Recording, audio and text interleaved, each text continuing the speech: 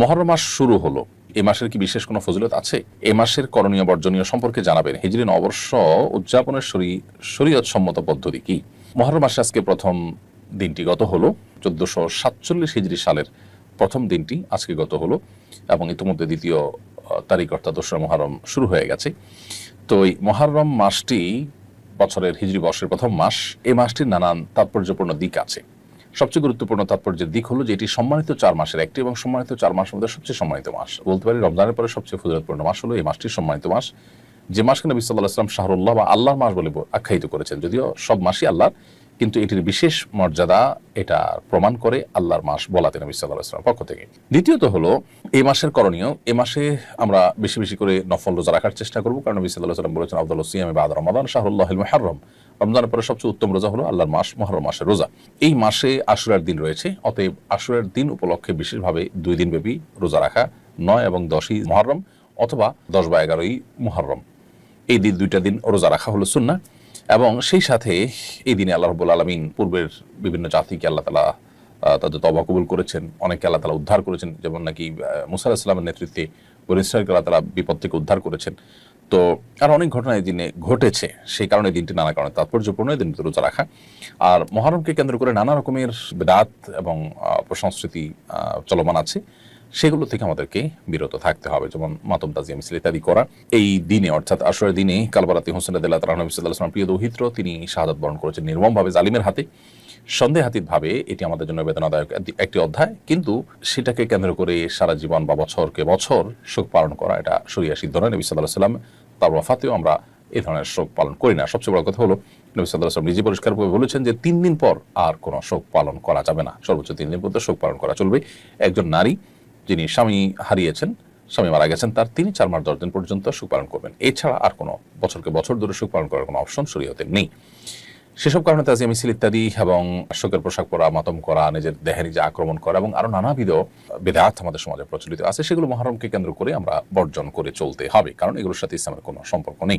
হিজরি নববর্ষকে স্বাগত জানিয়ে 2-1টি জায়গায় আনন্দ মিছিল হয়েছে, এ ব্যাপারে শরীয়তে কোনো নিষেধাজ্ঞা আছে কিনা? হিজরি নববর্ষকে স্বাগত জানিয়ে মিছিল করা এটা মূলত ইসলামিক কোনো কালচার না, এটা পাশ্চাত্য কালচার, যেটি মুসলমানরা ওদেরকে দেখে দেখে অনুকরণ করছে, যেটি দুর্ভাগ্যজনক। নবী করিম সাল্লাল্লাহু আলাইহি ওয়াসাল্লাম বলেছেন লা তাত্তাবিউন্না সুনানা মান কানা ক্বাবলাকুম শিবরান বিশিবরিন ওয়া দিরাআন বিযরাইন আও কামা ওয়ারাদা ফিল হাদিস। নবী সাল্লাল্লাহু আলাইহি ওয়াসাল্লাম বলেছেন, তোমরা তোমাদের পূর্ববর্তী জাতি যারা তোমাদের পূর্বে যারা পৃথিবীতে এসেছে তাদেরকে তোমরা অনুসরণ করবে একেবারে তারা 1 গজ হাঁটলে তোমরা সেই 1 গজ হাঁটবে, তারা 1 বিঘত পরে পা রাখলে তোমরা 1 বিঘত পরে পা রাখবে, অর্থাৎ তাদের পদাঙ্ক অনুসরণ করবে। তখন সাহাবায়ে কেরাম বলেছিলেন, হে আল্লাহর রাসূল, তারা কি ইহুদিরা? নবী সাল্লাল্লাহু আলাইহি ওয়াসাল্লাম বলছেন, হ্যাঁ, তারা ছাড়া কারা? তো যে ইহুদি নাসারারা তাদের অনুকরণ করতে গিয়েই মূলত আজ নবী সাল্লাল্লাহু আলাইহি ওয়াসাল্লামের সেই ভবিষ্যদ্বাণীর বাস্তবায়ন আমরা দেখতে পাচ্ছি। সেটা করতে গিয়ে মূলত তারা যেরকম খ্রিস্টীয় নববর্ষকে উদযাপন করে, ঠিক একইভাবে আমরাও হিজরি নববর্ষকে উদযাপন করছি। হিজরি সনের গণনা শুরু হওয়ার পর থেকে সাহাবায়ে কেরাম, তাবেঈন সোনার যুগের কোনো স্বর্ণ মানব কেউ এই জাতীয় আপনার নববর্ষকে উদযাপন করেনি। মুসলমান জীবনে জাতীয় জীবনে 2টি ঈদকে উদযাপন করবে, এর বাইরে এসব বর্ষ বরণ বা বর্ষকেন্দ্রিক বর্ষের নববর্ষ কেন্দ্রিক যে উদযাপন আছে, এগুলো অগ্নিপূজক এবং পেগানদের থেকে, প্রকৃতি পূজারী থেকে এসেছে এবং সেটা এখন ধারণ করে আছে পৃথিবীতে ইহুদি খ্রিস্টানরা। দুর্ভাগ্যজনকভাবে মুসলমানরা সেদিকে পা বাড়িয়েছে, তাদের নিজস্ব কালচার এবং সংস্কৃতি যা আছে সেটা তারা অনেকে ভুলে গেছেন। এই জন্য এটা বর্জন করা উচিত, এটা আমাদের সংস্কৃতির সাথে সাংঘর্ষিক। কোনো জাতি যখন অন্য জাতির সংস্কৃতির মধ্যে নিজেদেরকে বিলীন করে ফেলে, তখন তাদের অস্তিত্ব সংকটের মধ্যে পড়ে এবং হুমকির মধ্যে পড়ে, তাদের স্বকীয়তা হারিয়ে যায়। আমি 25 বছর বয়সী একজন যুবক, আমার পরিবার বারবার বিয়ের জন্য চাপ দিচ্ছে, কিন্তু আমি এখনো মানসিকভাবে প্রস্তুত নই এবং দিনদার কোনো পাত্রীর খোঁজও পাইনি। আমি চাই সময় নিয়ে সিদ্ধান্ত নিতে, কিন্তু এতে পরিবার আমার প্রতি বিরক্ত। আমি কি গুনাহগার হচ্ছি? এটা কি পিতামাতার অবাধ্যতা হিসাবে বিবেচিত হবে? যদি আপনি 25 বছর বয়সী যুবক হয়ে থাকেন, তাহলে বিবাহের যথেষ্ট বয়স আপনার হয়ে গেছে। এমত অবস্থায় আপনার চরিত্র হেফাজতের জন্য বিবাহ করাটাই হলো শরিয়ার নির্দেশনা। সেক্ষেত্রে আপনার পরিবার যখন বিবাহের জন্য আপনাকে চাপ দিচ্ছেন, তাহলে সেটা শরিয়ার চাহিদাকেই তারা বাস্তবায়ন করতে চাচ্ছেন, তাদের এই চাপ দেওয়াটা অযৌক্তিক নয়। এখন প্রশ্ন হলো যে আপনি এই মুহূর্তে বিবাহ করার জন্য শারীরিকভাবে প্রস্তুত কিনা। শরিয়াত দৃষ্টিকোণ থেকে মোহর এবং স্ত্রীর ডাল ভাত জোগাড় করার মতো অবস্থা থাকলেই আপনি বিবাহ করতে পারেন। বিশেষ করে যদি চরিত্র হেফাজত করাটা ডিফিকাল্ট হয়, যুগে সবার জন্য ডিফিকাল্ট, পরিবেশটাই অত্যন্ত চ্যালেঞ্জিং। তো এই পরিবেশে যদি আপনি বিবাহ করলে আপনার ঈমান, আমল, আপনার তাকওয়া, চরিত্র হেফাজত করতে সহজ হয় তাহলে বিবাহ করাটা আপনার কর্তব্য। একদিকে আপনি উপযুক্ত বয়স হয়েছে আপনার, দ্বিতীয়ত হলো বাবা মা নির্দেশ আছে, তৃতীয়ত হলো আপনার বিবাহের নিড আছে, এবং চতুর্থত হলো আপনার সামর্থ্য আছে। তাহলে আপনার তাদের এই নির্দেশনাকে ডিনাই করাটা অন্যায়।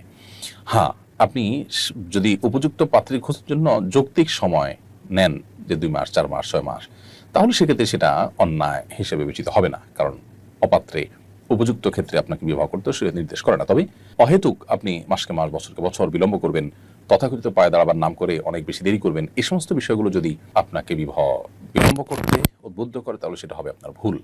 তবে বাবা মার এই নির্দেশনা আপনার জন্য মানাটা ফরজ নয়, বিশেষ করে যখন সেটি বাস্তবায়ন করাটা আপনার জন্য চ্যালেঞ্জিং। আপনি দিনদার পাত্রী পাচ্ছেন না, একটু সময় নিচ্ছেন, খুঁজছেন, তাহলে এক্ষেত্রে আপনার বাবা মার চাপাচাপিতে আপনার বদ্দিনদার কোনো মেয়ে, জানাতনে কোনো মেয়ে বিয়ে করতে আপনি বাধ্য নন। এটি হলো মৌলিক কথা। আমি আমার স্ত্রীকে দাওয়াতি কাজে সহযোগী বানাতে চাই, কিন্তু তিনি আগ্রহী নন। স্ত্রীকে দাওয়াতি কাজে সহযোগী করতে কিভাবে উদ্বুদ্ধ করা যেতে পারে? আপনার স্ত্রী যদি বই পড়তে পছন্দ করেন তাহলে ভালো ভালো কিছু মোটিভেশনাল বই পড়াতে পারেন তাকে, যে বইগুলো তাকে দায়ী হওয়ার প্রতি আগ্রহী করে তুলবে।